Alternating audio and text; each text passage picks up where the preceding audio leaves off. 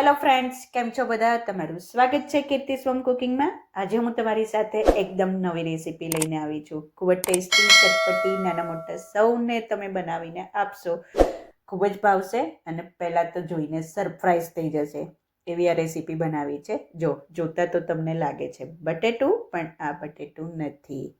તો શું છે એના માટે તમારે વિડીયો જોવો પડશે.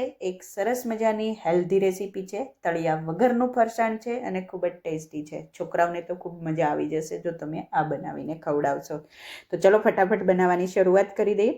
તો સૌથી પહેલાં 4 થી 5 બટેટા લઈ લેશું અને એને આપણે બાફવા માટે કુકરમાં એડ કરી થોડું પાણી એડ કરી કુકરનું ઢાંકણ બંધ કરી અને 4 થી 5 સીટી વગાડી દઈશું એટલે બટેટા સરસ રીતે બફાઈ જશે. જ્યાં સુધી બટેટા બફાય છે ત્યાં સુધીમાં એક લોટ બાંધી લઈએ.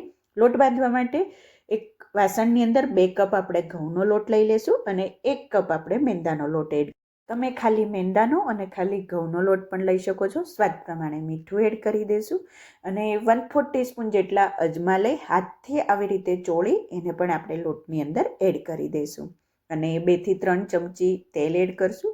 તેલનું પ્રમાણ થોડુંક વધારે રાખવાનું છે કેમ કે આપણે આ લોટને બાટીનો લોટ બાંધીએ, તમે દાલ બાટી બનાવી હોય તો બાટીનો લોટ બાંધીએ એવો લોટ બાંધવાનો છે અથવા સમોસા બનાવીએ એના જેવો લોટ બાંધવાનો છે, પણ થોડોક હાર્ડ લોટ બાંધવાનો છે કેમ કે આપણે આને બેક કરવાના છે, તળવાના નથી. એટલે થોડુંક ક્રિસ્પી લાવવા માટે લોટને થોડુંક કઠણ અને મોણ થોડુંક વધારે એડ કરવાનું છે. જો આટલો કઠણ રાખવાનો છે, થોડુંક તેલ એડ કરી ફરીથી સરખી રીતે મસળી દઈશું અને આ લોટને થોડીક વાર માટે રેસ્ટ કરવા માટે સાઈડમાં મૂકી દઈશું. જ્યાં સુધી લોટ સરસ રીતે સેટ થઈ જાય ત્યાં સુધીમાં એક મસાલો બનાવી લઈએ. તો ફ્રેન્ડ્સ જુઓ, બટેટા બફાઈને રેડી થઈ ગયા છે. છાલ ઉતારી અને આવી રીતે મોટા મોટા મેસ્ટ કરી દીધા છે. એની સાથે મેં 1/2 કપ જેટલા વટાણા લીધા છે, બાફી લીધા છે. 1/2 કપ જેટલી બાફેલી મકાઈ લઈ લીધી છે. 1/2 કપ ઝીણી સમારેલી કોથમીર લઈ લીધી છે અને સાથે મીડિયમ સાઇઝની એક ડુંગળીને પણ આવી રીતે કટ કરી લઈશું અને 2 ચમચી જેટલી આદુ મરચાંની પેસ્ટ લઈ લઈશું. 4 થી 5 મરચાં અને 2 ઇંચ આદુનો ટુકડો એડ કરી આવી રીતે અધકચરી પેસ્ટ બનાવી લીધી છે. એની સાથે મેં અહીંયા લાલ, પીળા અને ગ્રીન આવી રીતે કેપ્સિકમ લઈ લીધા છે. તમારી પાસે કોઈ પણ એક હશે તો ચાલશે અને એક મીડિયમ સાઇઝનું ગાજરને પણ આવી રીતે નાના નાના પીસીસ કરી લીધા છે અને અહીંયા મેં ચીઝ લઈ લીધું છે. તમે મોઝરેલા ચીઝ અથવા ચેડર ચીઝ પણ લઈ શકો છો. તો આ બધી વસ્તુ રેડી છે. ફટાફટ મસાલો બનાવી લઈએ. તો એક વાસણની અંદર 1 ચમચી જેટલું આપણે તેલ એડ કરશું. તેલ ગરમ થઈ જાય એટલે અડધી ચમચી જીરું એડ કરી જીરાને સરખી રીતે સતળાવા દઈશું. પછી એની અંદર આપણે અડધી ચમચી હિંગ એડ કરી દઈશું અને એની સાથે જ આપણે 2 ચમચી આદુ મરચાંની પેસ્ટ એડ કરી દઈશું. પેસ્ટને 1 થી 2 સેકન્ડ સરસ રીતે સતળાવા દઈએ. પછી ડુંગળી એડ કરી દઈશું અને એની સાથે આપણે એક મીડિયમ સાઇઝનું ગાજર આવી રીતે કટ કરી એડ કરી દઈશું. 1 થી 2 મિનિટ આ બંને વસ્તુને સરસ રીતે સતળાવા દઈશું. તો ફ્રેન્ડ્સ, હવે તમે જોઈ શકો છો કે સરસ રીતે ડુંગળી ગોલ્ડન બ્રાઉન કલરની થઈ ગઈ છે. હવે એની અંદર આપણે બધા જ કેપ્સિકમ એડ કરી દઈશું અને એની સાથે જ 1/2 કપ બાફેલા વટાણા, 1/2 કપ આપણે બાફેલી મકાઈ એડ કરી દઈશું અને આ બધા વેજીટેબલ્સથી એકદમ કલરફુલ આ ફરસાણ બનવાનું છે. સરખી રીતે મિક્સ કરી 1 મિનિટ આ બધી વસ્તુને સતળાવા દઈશું. ઓવરકુક નથી કરવાના, થોડુંક ક્રન્ચીનેસ વેજીટેબલ્સમાં રહે એવી રીતે આપણે એને કૂક કરવાના છે. હવે મસાલા કરી લઈએ. મસાલામાં અડધી ચમચી હળદર પાવડર, 1 ચમચી લાલ મરચું પાવડર, 1 ચમચી ધાણા જીરું પાવડર, અડધી ચમચી ગરમ મસાલો, અડધી ચમચી સંચળ પાવડર એડ કરશું અને 1 ચમચી આમચૂર પાવડર એડ કરી દઈશું. સાથે સ્વાદ પ્રમાણે મીઠું એડ કરી દઈશું. અડધી ચમચી ઓરેગાનો એડ કરશું અને અડધી ચમચી કાળા મરી આવી રીતે વાટેલા અધકચરા એડ કરી દઈશું અને સાથે 1 ચમચી આવી રીતે મેં સૂકવેલા ફુદીનાના પાન લીધા છે, એને હાથથી આવી રીતે મસળી અને મસાલામાં એડ કરી દઈશું. સરખી રીતે મિક્સ કરી દઈશું. બધા જ મસાલા શાકભાજી સાથે સરખી રીતે મિક્સ થઈ જાય ત્યાં સુધી આપણે મિક્સ કરવાના છે અને ગેસની ફ્લેમ આ ટાઈમે સ્લો રાખશું અને હવે એની અંદર 4 થી 5 બાફેલા બટેટા એડ કરી દઈશું. સરખી રીતે મિક્સ કરી દઈએ અને આ બટેટા, શાકભાજી અને મસાલા સરખી રીતે મિક્સ થઈ જાય ત્યાં સુધી આપણે એને મિક્સ કરવાના છે. તો ફ્રેન્ડ્સ, હવે તમે જોઈ શકો છો કે સરસ રીતે બધી વસ્તુ મિક્સ થઈ ગઈ છે. હવે અડધો કપ જેટલી ઝીણી સમારેલી કોથમીર એડ કરી દઈશું.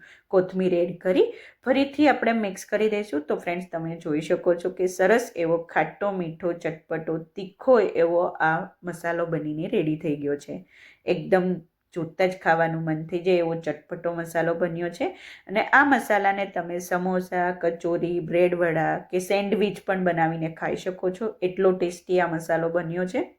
ફ્રેન્ડ્સ, હવે આ મસાલાને એક વાસણની અંદર ટ્રાન્સફર કરી દઈશું અને આને ઠંડો કરવા માટે સાઈડમાં મૂકી દઈશું. આ મસાલાને ઠંડો કરવો ખૂબ જ જરૂરી છે.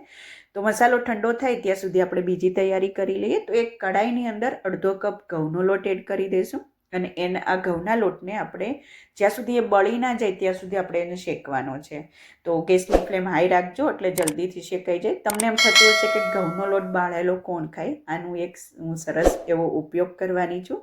અને એકદમ બળી જાય ને ત્યાં સુધી આ લોટને આપણે શેકવાનો છે. ઘી કે તેલ કશું એડ કરવાનું નથી, એમનેમ કોરો લોટ જ શેકવાનો છે. જો તમે જોઈ શકો છો સરસ બ્રાઉન કલર આવી ગયો છે. લોટ સરસ રીતે કૂણ આવી ગયો છે, મસાલો સરસ રીતે ઠંડો થઈ ગયો છે અને આપણે જે ઘઉંનો લોટ શેક્યો તો એ પણ સરસ રીતે મને જે કલર જોતો તો એ આવીને રેડી થઈ ગયો છે. બધી તૈયારી રેડી થઈ ગઈ છે. હવે આ લોટમાંથી આપણે નાના મોટા લુવા કરવાના છે, કેમ કે મને કોઈને સરપ્રાઈઝ આપવી છે, એક નવી રેસીપી બનાવવાની ટ્રાય કરી છે. તમને અત્યાર સુધી તો એવું લાગ્યું હશે કે આમાં નવું શું, આ તો બધું નોર્મલ હતું, લોટ બાંધ્યો, મસાલો કર્યો, સરપ્રાઈઝ તો હવે ચાલુ થશે. તો હવે એક લુવો લઈ એને આવી રીતે વણી લઈશું. પૂરીની સાઈઝમાં આપણે વણવાનું છે અને આટલું જાડું આપણે રાખવાનું છે, એટલે થોડું ક્રિસ્પી અને ક્રન્ચી થશે ને આપણે જે બનાવવું છે એ પરફેક્ટ બનશે. તો હવે એ રોટલીની ઉપર આપણે આ મસાલો છે એ થોડોક એવો સ્પ્રેડ કરી દઈશું. વચ્ચે આપણે થોડુંક એવું ચીઝ એડ કરવાનું છે. જો તમારી પાસે ચીઝની ક્યુબ હોય તો એ એડ કરજો, એનાથી વધારે સારું આ બનશે. અને હવે આપણે જે કચોરી પેક કરીએ ને, કચોરી બનાવીએ એવી રીતે એને આવી રીતે બધી બાજુથી પેક કરી દેવાનું છે. અને ઉપર જે આ વધારાનો ભાગ છે એને આપણે કાઢી લઈશું, એટલે જ્યારે આપણે આને શેકીએ ત્યારે એ કાચું ના રહે. તો ફ્રેન્ડ્સ, આમાં તમે લંબગોળ કે ગોળ કોઈ પણ શેપ આપો. પછી આવી રીતે કોઈ સળી લઈ આવી રીતે રેન્ડમ મોટા મોટા કાણા પાડી દઈશું અને પછી થોડા થોડા નાના નાના કાણા પાડીશું. અને હવે આપણે આને માટીવાળા બટેટા બનાવવાના છે. તો આ લોટને હું એ જ માટી તરીકે યુઝ કરવાની છું અને જે આપણે રોલ બનાવ્યો છે એને આ લોટની અંદર રગદોળી દઈશું. ઉપરથી એક્સ્ટ્રા લોટ છે એને આપણે ખંખેરી નાખશું. તો ફ્રેન્ડ્સ, જોતાં જ તમને એવું લાગે કે આ તો માટીવાળું બટેટું છે ને એકદમ નવી રેસીપી. તો ફ્રેન્ડ્સ, આવી રીતે આપણે બધા જ બટેટા છે એ રેડી કરી દઈશું. તમે સમોસા બનાવો એની જગ્યાએ કંઈક આવું નવું બનાવો તો તમારા ઘરના સભ્યો કે બાળકો કે ફેમિલીવાળા કોઈ પણ છે ને ખુશ થઈ જશે આવી રીતે જોઈને. બધામાં ટાઈમ સેમ જ લાગવાનો છે, પણ આવું કંઈક નવું ટ્રાય કરતા રહીએ તો ઘરના લોકોને પણ મજા આવે. તો આવી રીતે આપણે 1 બાય 1 બધા જ બટેટા રેડી કરી દઈશું. રોટલી વણી વચ્ચે મસાલો અને ચીઝ નાખી કચોરીની જેમ આપણે પેક કરી દઈશું. ઉપરવાળો એક્સ્ટ્રા ભાગ કાઢી તમે લંબગોળ કે કોઈ પણ ગોળ શેપ આપી દેશો અને આવી રીતે સ્ટીકથી કાણા પાડી દઈએ એટલે તો કોઈને લાગે કે આ તો રિયલ બટેટા છે. અને જે મેં લોટ બાળીને રાખ્યો છે એની અંદર આપણે એને રગદોળી દઈશું, લોટ લગાવી દઈશું, ઉપરથી એક્સ્ટ્રા લોટ ખંખેરી નાખશું અને આપણા ફેક બટેટા છે એ રેડી છે. તો આવી રીતે કોઈની સાથે પ્રાંક કરવો હોય, ફ્રેન્ડ્સ સાથે કે કિડ્સ સાથે તો કરી શકાય. તો આવી રીતે 1 બાય 1 આપણે બધા જ બટેટાને રેડી કરી દઈશું. આપણા બટેટા રેડી છે અને હવે આ બટેટાને આપણે તળવાના નથી, આપણે આને શેકવાના છે. તો મેં પહેલેથી જ એરફ્રાયરને પ્રીહીટ કરવા મૂકી દીધું હતું. બધા જ બટેટા આપણે એરફ્રાયરમાં સેટ કરી દઈશું અને પછી આપણે આને 160 ડિગ્રી ઉપર 10 થી 12 મિનિટ બેક કરવાના છે. અને જો તમારી પાસે એરફ્રાયર ના હોય તો તમે કુકર કે કઢાઈની અંદર આપણે જેવી રીતે કેક બનાવીએ ગેસ ઉપર એવી રીતે તમે આ બટેટાને શેકી પણ શકો છો. ઓવનમાં પણ તમે બનાવી શકો છો.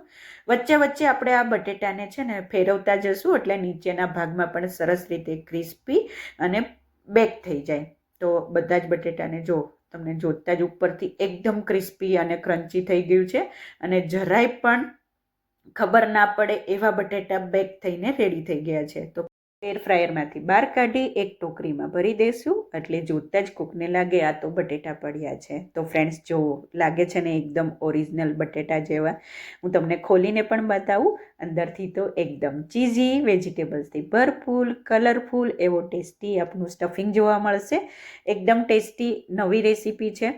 ચોક્કસથી એકવાર આ રેસીપી ટ્રાય કરજો. જ્યારે પણ તમે સમોસા બનાવો એની જગ્યાએ તમે આ રેસીપી બનાવીને ટ્રાય કરજો. તળિયા વગર છે, હેલ્ધી છે, ટેસ્ટી છે અને છોકરાઓ માટે તો ખૂબ જ મજા પડી જશે. મારી ઘરે તો મારા હસબન્ડ અને મારા છોકરાઓને તો ખૂબ જ મજા પડી. સરપ્રાઈઝ થઈ ગયા. એક સરસ મજાનો નાનો એવો પ્રાંક કર્યો હતો. મજા આવી ગઈ. તો ફ્રેન્ડ્સ, તમને મારી આ રેસીપી કેવી લાગી મને કમેન્ટમાં ચોક્કસથી જણાવજો. અને જો તમને મારી રેસીપી પસંદ આવી હોય તો પ્લીઝ લાઇક કરજો, ફ્રેન્ડ્સ અને ફેમિલીમાં શેર કરજો, સબસ્ક્રાઈબ કરી બાજુમાં રહેલા બેલ બટનને પ્રેસ કરી દેજો, જેથી તમને મારી આવી નવી રેસીપીઓનું નોટિફિકેશન મળતું રહે. ફરીથી મળીએ આવી અવનવી રેસીપી સાથે. ત્યાં સુધી બાય બાય.